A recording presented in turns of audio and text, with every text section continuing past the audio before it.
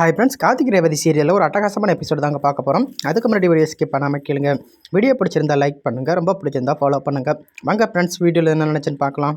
நம்ம மயில் என்ன பண்ணுறாங்கன்னா, கனவு கண்டுக்கிட்டு இருக்காங்க. ரோஹிணி வந்து கரண்ட் ஷாக் அடித்து கீழே விழுவுற மாதிரியும், மயில் வந்து அவங்க வாயோட வாய் வச்சு ஊதி காப்பாற்றுற மாதிரியும், அதை நினச்சி மயில் பார்த்தீங்கன்னா ரொம்ப சந்தோஷப்பட்டுக்கிட்டு இருக்காங்க. இப்படியெல்லாம் நடந்தால் நல்லா இருக்குமே அப்படின்னு நினச்சி. அதுக்கப்புறம் மயில் என்ன பண்ணுறாங்கன்னா, அவங்களோட மனைவியை ரோஹு ரோஹு அப்படின்னு செல்லமாக கூப்பிட்டுக்கிட்டு இருக்காங்க. அப்போன்னு பார்த்து ரோஹிணி வந்து ஃபோன் பேசிக்கிட்டு இருக்காங்க. அப்போ ரேவதி என்ன பண்ணுறாங்கன்னா, என்ன மாமா கூப்பிட்டீங்களா அப்படின்னு கேட்குறாங்க. அப்போ உடனே மயில் வந்து ஒன்றும் இல்லைம்மா, என்னோட பொண்டாட்டி ரோஹிணியை கூட்டமா அப்படின்னு சொல்கிறாங்க. அப்போ உடனே ரேவதி என்ன பண்ணுறாங்கன்னா, அக்கா கூப்பிட்டீங்களா மாமா, இருங்க மாமா அப்படின்னு சொல்லிட்டு பார்த்தீங்கன்னா ரோஹிணியை போய்த்து ரேவதி வந்து கூப்பிட்றாங்க. ரேவதி வந்து ரோஹிணியை கூப்பிடும்போது பார்த்தீங்கன்னா மயில் வந்து வேண்டான்னு சொல்கிறாங்க. அப்போ ரேவதி பார்த்தீங்கன்னா கீழே கிடக்கிற உயரம் வந்து தெரியாமல் மிதிச்சிட்றாங்க. அங்கேயே கரண்ட் ஷாக் அடித்து கீழே வந்து விழுந்துடுறாங்க ரேவதி. அப்போ இதை பார்த்த உடனே மயில் பார்த்தீங்கன்னா ரொம்பவே அதிர்ச்சி அடைகிறாங்க. யாராவது வந்து காப்பாற்றுங்க, ஓடிவாங்க அப்படின்னு சொல்கிறாங்க. அப்போ நம்ம கார்த்திகை தான் காட்டுறாங்க. கார்த்திக் வந்து ரொம்பவே மாசா வந்து அங்கே ஓடி வராங்க ரேவதியை காப்பாற்றுறதுக்காக. அப்போ கார்த்தி என்ன பண்ணுறாங்கன்னா, ரேவதியை தூக்கி சோபாவில் வச்சு ஃபர்ஸ்ட் எய்ட் பண்ணிக்கிட்டு இருக்காங்க.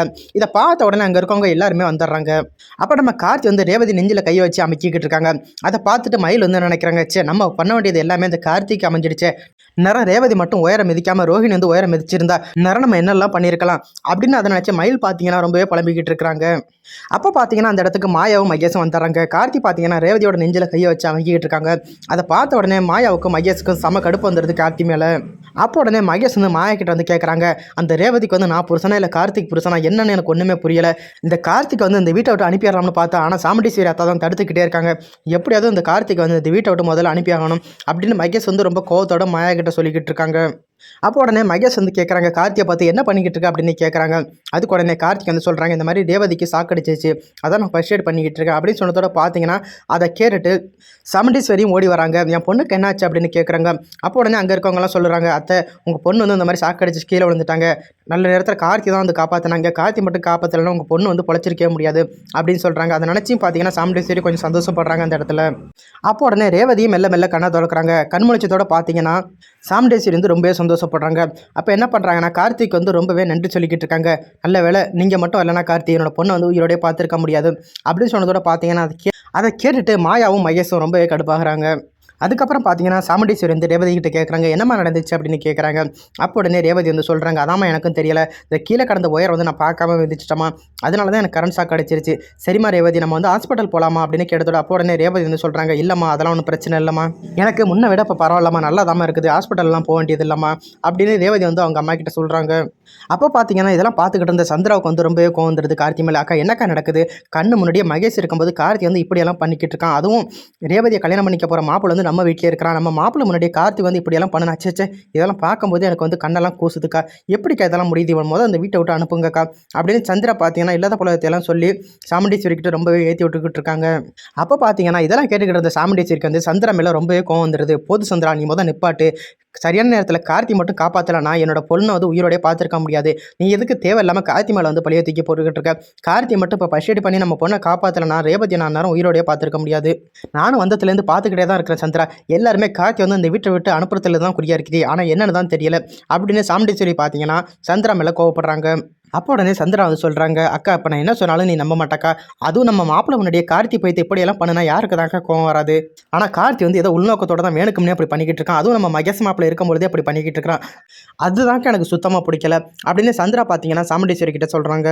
அப்போ கார்த்தி உடனே என்ன பண்ணுறாங்க, நான் போது நிறுத்துங்க, நீங்கள் பேசுகிறதெல்லாம் நான் அவ்வளோ தூரம் கேட்டுக்கிட்டு தாங்க இருந்தேன், நான் வந்து வேணுக்கும்னே உங்கள் பொண்ணை வந்து நான் தொடலை, நான் தற்செயலாக தான் நடந்து வந்தேன், அந்த நேரத்தில் தாங்க உங்கள் பொண்ணு வந்து சாக்கடிச்சு கீழே விழுந்தாங்க, மயில் தாங்க கூப்பிட்டாங்க, நான் மட்டும் சரியான நேரத்தில் இல்லைன்னா உங்கள் பொண்ணை வந்து காப்பாற்றிருக்க முடியாது, நான் இருந்த இடத்துல யார் இருந்தாலும் இதாங்க பண்ணியிருப்பாங்க அப்படின்னு கார்த்திக் பார்த்தீங்கன்னா சந்திரா கிட்ட வந்து சொல்கிறாங்க. அப்போ உடனே சந்திரா வந்து சாமுண்டீஸ்வரி கிட்ட சொல்கிறாங்க, பாத்தியாக்கா உன்னை வந்து எப்படியெல்லாம் பேசி மறக்கிறதுக்கு கற்று வச்சிருக்கிறான்னு. அப்போ உடனே மயில் என்ன பண்ணுறாங்கன்னா, எல்லோரும் சண்டை போடுறத முதல் நிறுத்துங்க, இது எல்லா தப்புக்குமே காரணம் நான் தான் அப்படின்னு சொன்னதோட பார்த்தீங்கன்னா அதை கேட்டு அங்கே இருக்கவங்க எல்லாருமே ரொம்பவே அதிர்ச்சி அடைகிறாங்க. அப்போ உடனே மயில் வந்து சொல்கிறாங்க, எல்லோரும் கோவத்தோடு கேட்காதீங்க, கொஞ்சம் சிரிச்சுக்கிட்டே கேளுங்க அப்படின்னு சொன்னதோட பார்த்தீங்கன்னா உடனே சாமுண்டீஸ்வரி வந்து கேட்குறாங்க, முதல் என்னென்னு சொல்லி தொலை, நான் வந்து இந்த கரண்ட் ஷாக்கை வந்து ரேவதிக்காக வைக்கல, என்னோட பொண்டாட்டி ரோஹிணிக்காக தான் வச்சேன் அப்படின்னு சொன்னதோட பார்த்தீங்கன்னா எல்லாரும் ஒரு நிமிஷம் அப்படியே வாயடிச்சு போய் நிற்கிறாங்க. அப்போ உடனே மயில் வந்து சொல்கிறாங்க, நீங்கள் நினைக்கிற மாதிரி நான் தப்பாலாம் வைக்கல, எப்படியும் இந்த கரண்ட் ஷாக்கை மிதிச்சிட்டு ரோஹிணி வந்து கீழே விழுவா, நான் வந்து வாயோட வாயிச்சு ஊதலான்னு தான் நான் பார்த்தேன், ஆனால் அது எதுவுமே நடக்கலை நான் நினச்ச மாதிரி. அப்போ உடனே ரோஹிணி என்ன பண்ணுறாங்கன்னா மயில் வந்து முறைச்ச மாதிரியே பார்க்குறாங்க, நீ வந்து இப்படியெல்லாம் பண்ணுவியா அப்படின்னு நினச்சிக்கிட்டு ரோஹிணி வந்து நினைக்கிறாங்க. இதை கேட்டுட்டு எல்லாருமே ரொம்பவே சிரிச்சுக்கிட்டு இருக்கிறாங்க. இன்னொரு பக்கம் பார்த்தீங்கன்னா அப்போ உடனே சாமுண்டீஸ்வரி என்ன பண்ணுறாங்கன்னா இதெல்லாம் கேட்டுட்டு மயில் வந்து ரொம்பவே திட்டிக்கிட்டு இருக்காங்க. அப்போ உடனே மயில் வந்து சொல்கிறாங்க, அத்தை நான் மன்னிச்சிருங்க அத்தை, இதுக்கும் சிலம்பத்துக்கும் எந்த சம்மந்தமே இல்லை அத்தை, நான் தான் இது எல்லாத்தையும் பண்ணினது அப்படின்னு மயில் ஒரு பக்கம் சாமுண்டீஸ்வரி கிட்ட வந்து மன்னிப்பு கேட்டுக்கிட்டு இருக்காங்க. ஆனால் சாமுண்டீஸ்வரி பார்த்தீங்கன்னா மயில் வந்து மன்னிக்கிற மாதிரி இல்லை, மயில் மேலே வந்து ரொம்ப கோவத்தில் இருக்கிறாங்க. அப்போ உடனே கார்த்தி வந்து சொல்கிறாங்க சாமுண்டீஸ்வரி கிட்ட, அவர் தான் ஏதோ தெரியாமல் பண்ணிட்டான்னு தன்னோட தப்பையே உணர்ந்துக்கிட்டார்ல மேடம், அதுக்கப்புறம் எதுக்கு நீங்கள் அவரை திட்டிக்கிட்டே இருக்கீங்க?